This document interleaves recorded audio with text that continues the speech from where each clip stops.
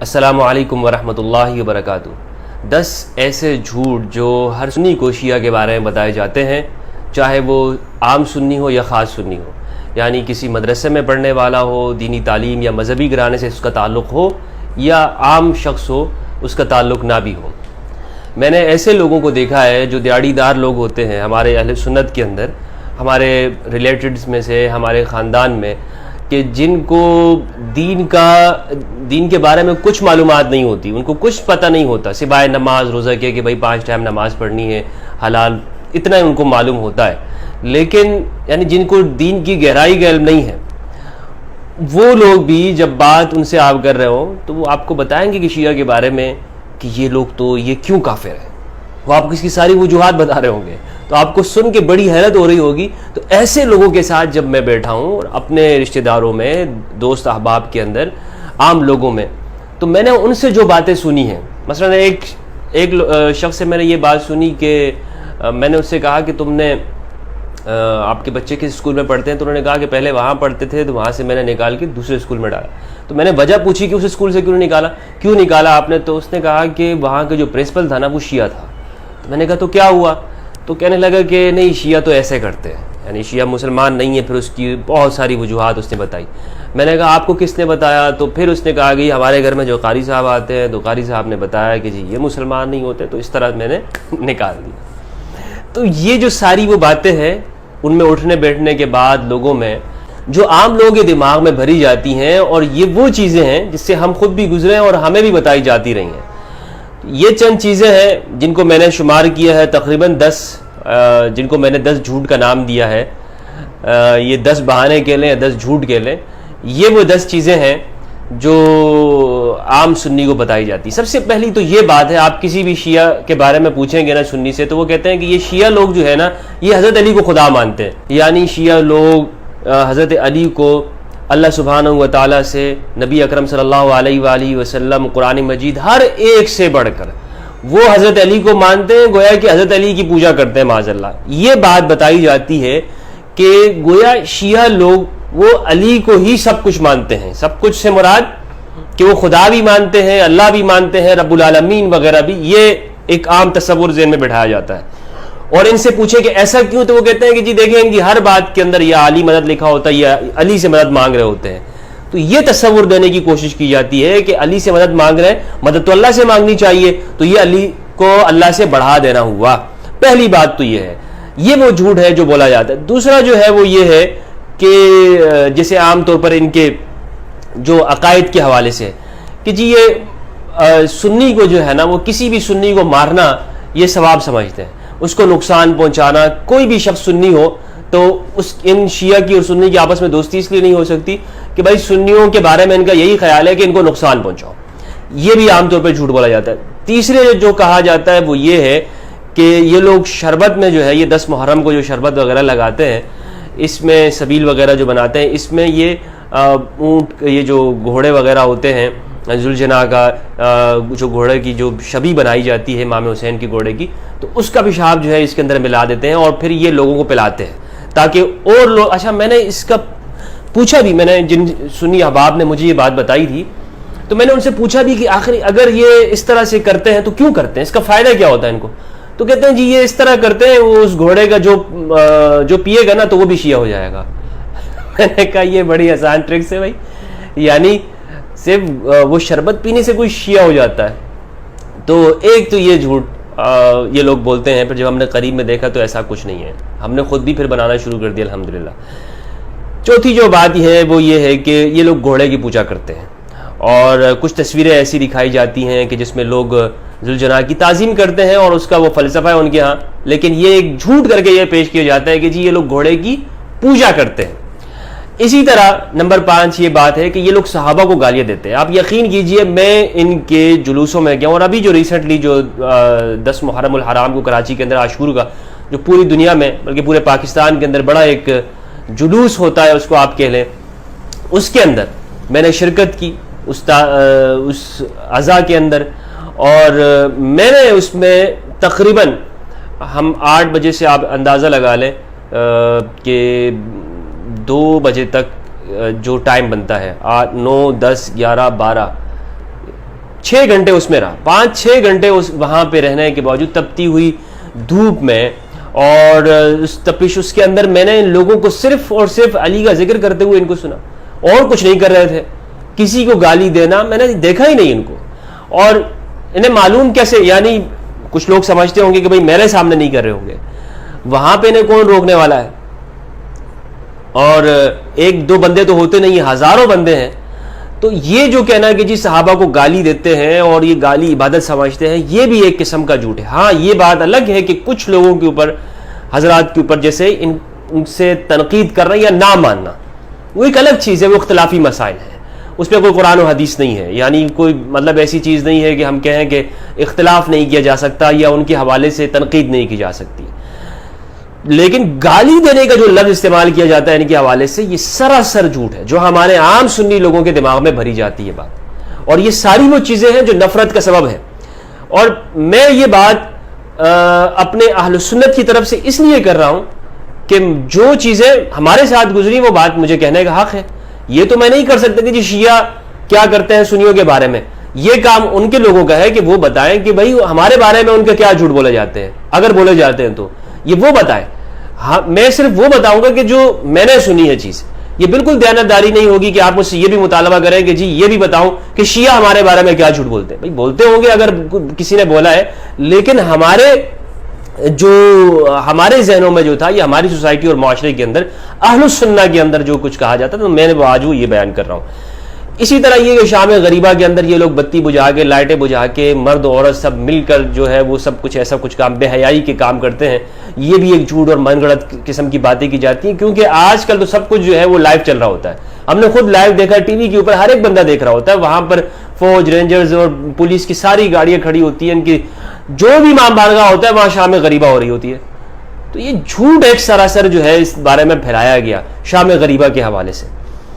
اسی طرح نمبر 7 ان کو، یعنی یہ ایک بہت بڑا جھوٹ، بہت بڑا. میں نے بڑے بڑے علماء جن کو کہا جاتا ہے، میں نے ان کو سنا، ان کی سپیچز، وہ چیلنج کر کے کہتے ہیں کہ جی ان کو ان کے باپ کا نام معلوم نہیں ہے.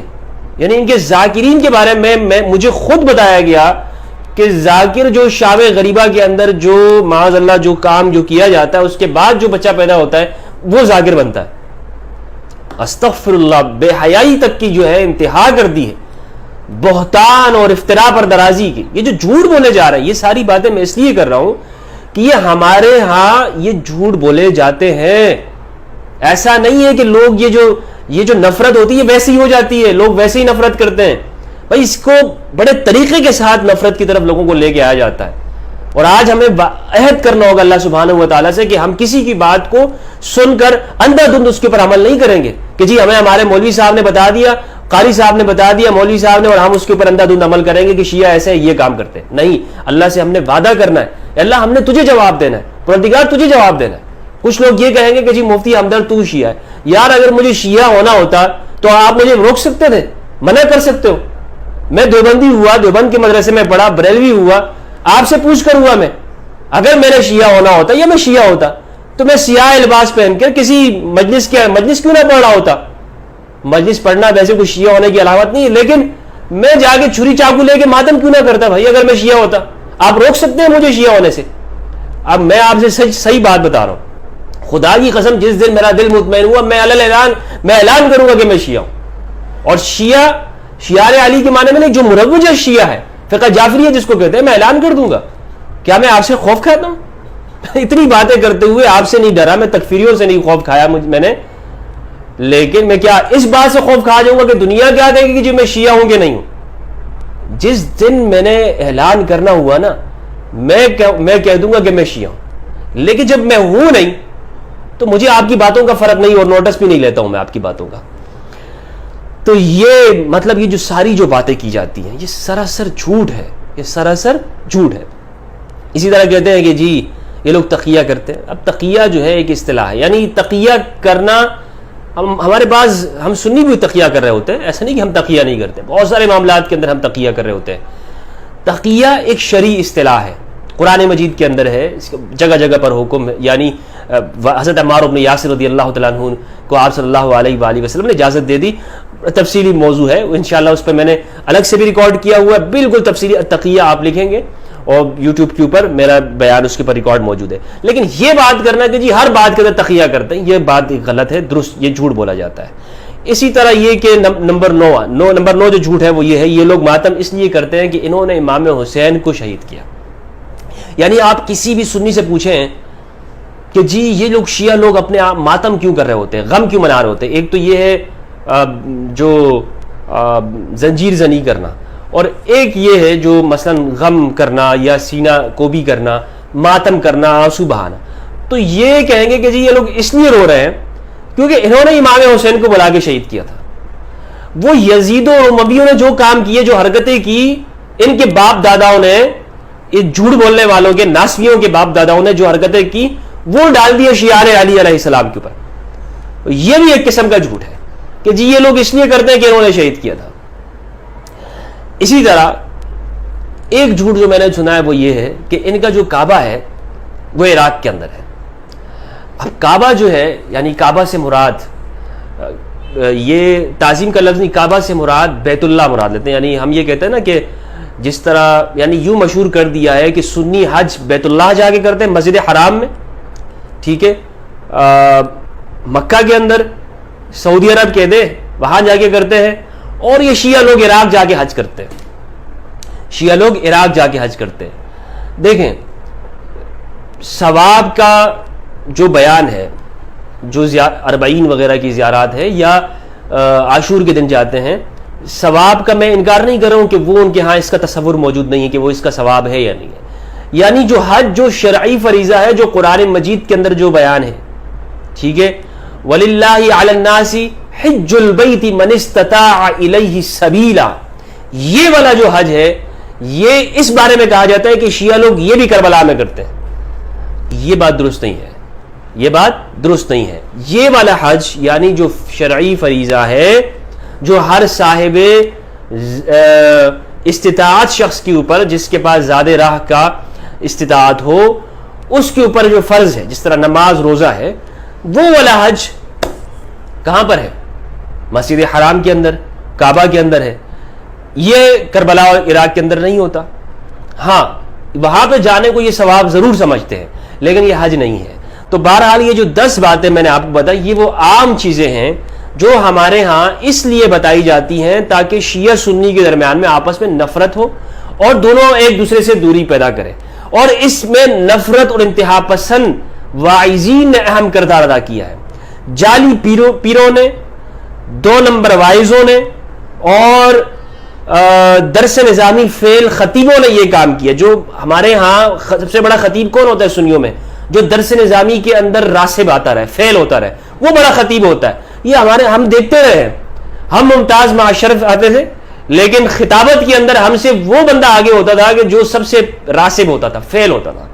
تو جو فیل خطیب ہے، انہوں نے اپنے نوٹ چھاپنے کے لیے ہمارے اہل سنت کے اندر یہ کیا کہ شیعہ کے خلاف نفرت انگیز چیزیں پھیلاتی. یہ وہ 10 باتیں. آج میں آپ سے یقین کے ساتھ کہتا ہوں کہ میرے سنی بھائیوں کے ساتھ کہ ہمیں ان چیزوں کے اوپر بھروسہ نہیں کرنا. جو بھی شخص، حتیٰ میں ہی کیوں نہ آپ کے سامنے کوئی بات کر رہا ہوں، جا کے اس کو ویریفائی کیجئے، چیک کیجئے، خود جائیے اور دیکھیے.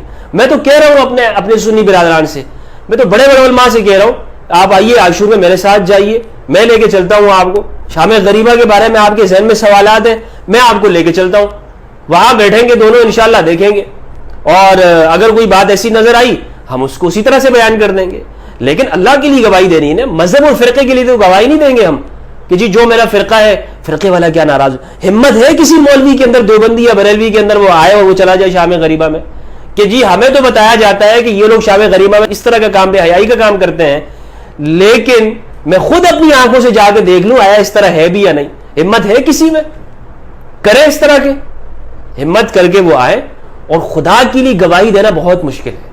جھوٹ بولنا تو آسان ہوتا ہے، لیکن خدا کے لیے، اللہ اور اس کے رسول کے لیے گواہی دینا کہ انسان اپنی آنکھوں سے جو چیز دیکھے اس کو بیان کرے. میری گزارش ہے کہ ہم صحیح بات بیان کریں، درست بات بیان کریں، ورنہ رسالت مآب صلی اللہ علیہ وآلہ وسلم کا فرمان ہے، کفا بالمرء کذبا ان یحدث بکل ما سمع. رسول اللہ صلی اللہ علیہ وآلہ وسلم نے ارشاد فرمایا، آدمی کے جھوٹا ہونے کے لیے اتنی بات کافی ہے کہ وہ ہر سنی سنائی بات کو آگے پہنچا دے. السلام علیکم ورحمۃ اللہ وبرکاتہ.